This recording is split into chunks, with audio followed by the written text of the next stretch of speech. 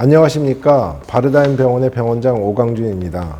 지난 동영상에서는 우리 바르다임 병원의 자랑 도수치료실, 실력에 대해 진심을 다하는 도수치료실에 대해서 소개하는 영상을 올렸고요. 그 전에는 이제 인공관절 치환술 중에서 잘 알려져 있지 않은 부분 치환술, 할 수만 있다면 다 바꾸지 말자, 그런 내용으로 소개시켜 드린 시간이었습니다. 오늘은 척추 쪽에 관련해서, 이게 척추 검사하면 대부분 MRI를 생각하시죠? 그 MRI가 3월 1일자로 일부 급여 확대가 되었습니다. 그래서 검사 처방을 내는 의사도 그렇고 검사를 받는 환자 입장에서도 일정 부분 부담을 많이 줄일 수 있게 되었는데요. 그럼 어떤 경우에 급여를 적용을 받아서 경제적인 부담을 덜하면서 목이나 허리나 등 같은 척추 전반에 대한 MRI 검사를 할 수 있는지에 대해서 잠시 소개시켜 드리겠습니다.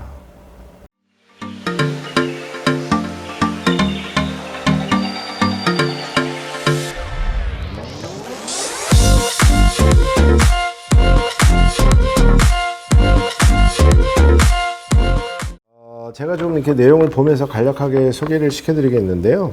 우선 전체적인 얘기를만 해드리면 척추의 종양 또는 감염성 질환, 그다음에 심한 골절이나 탈구, 굉장히 큰 외상이죠. 그다음에 척추뼈가 아닌 척추, 그 중추신경계의 손상, 척수 손상이라고 하죠. 그다음에 어머님들이나 부모님들 관심이 있는 성장기 아동의 척추 측만증. 근데 이게 좀 한 70도 이상의 좀 각도가 아주 큰 경우, 또는 신경 질환을 갖고 있는, 그럼으로써 생기는 척추 측만증. 그래서 이걸 신경 근육성 측만증이라고 합니다. 이런 경우에 이제 급여를, 이제 비급여가 아니라 급여를 통해서 MRI를 찍을 수 있다는 것이 우선 총체적인 기본 내용이 되겠습니다.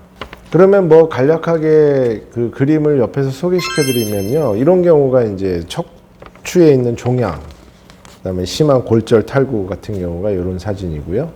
70도 이상의 특발성 측만증이 있는 경우, 또는 흔한 경우는 아니지만 신경근육성 장애로 인해서 척추 측만증이 아주 심한 경우, 이런 경우들이 이제 그림에서 보는 경우와 마찬가지로 해당이 되겠습니다.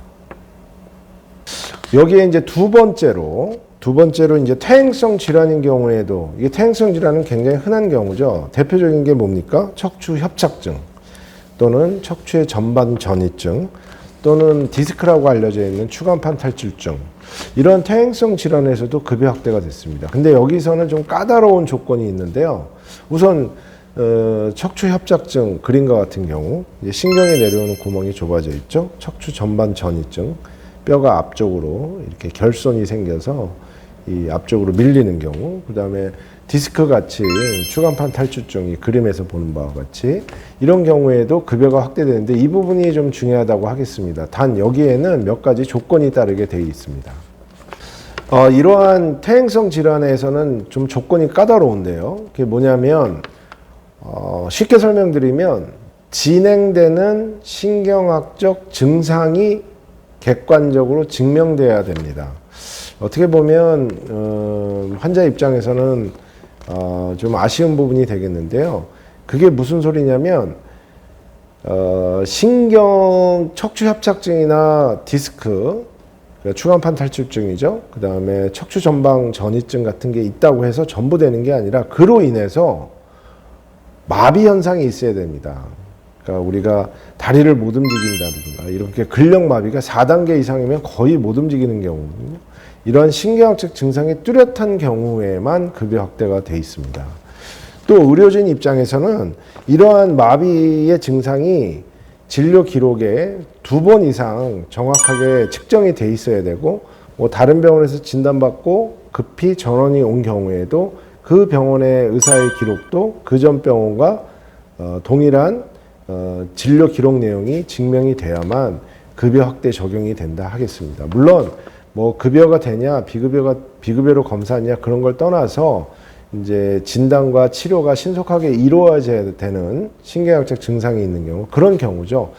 이제 나중에 검사 비용을 이제 지불하실 때 그것이 비급여로 이제 전환돼서 지불하시면 되는 내용인데, 어찌됐건 간에 우리가 관심이 있었던 추간판 탈출증, 척추협착증, 척추 전방 전이증 같은 이게 비교적 흔한 대표적인 척추 질환인데요.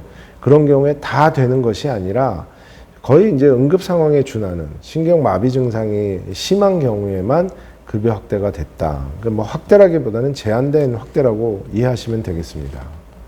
자, 오늘은 이제 앞으로도 계속 이제 의료계에 이제 찾아올 변화 중에 하나인데요. 이제 급여의 확대죠. 그동안 이제 비급여 검사 항목이 적지 않아 있었는데, 이 급여 확대가 점차 확대되는데 이것이 점진적으로 확대되는 것으로 이해하시면 되겠습니다. 그 중에서 여러분들이 관심 있어 하는 척추, 그러니까 목, 허리 등 이런 척추 전반에 대한 MRI 검사 시 급여를 적용을 받을 수 있는 경우, 그래서 검사 비용의 부담을 줄일 수 있는 경우에 대해서 말씀드렸는데요. 솔직히 제가 느끼기에는 굉장히 제한된 급여 확대라고 할 수 있겠습니다. 그렇지만 그동안 모든 MRI 비용이 다 비급여라고 이해하셨던 것에서는 좀 달라진 내용은 분명히 있기 때문에 알아두시면 도움이 될 것 같고요.